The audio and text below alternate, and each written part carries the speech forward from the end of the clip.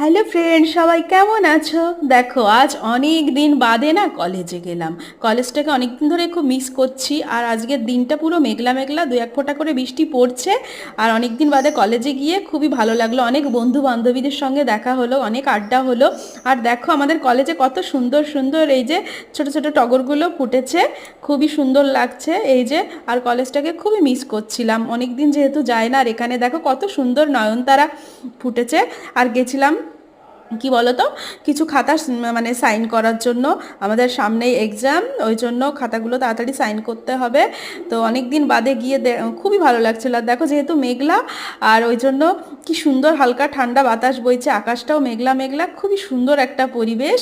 আর বেশি দিন তো নেই, কি বলতো, আমাদের ফাইনাল এক্সামও এসে গেছে। মনটা একটু খারাপ খারাপই হচ্ছে যে কলেজকে খুবই মিস করব। তো সই টই করা হয়ে গেলে আবার চলে আসবো।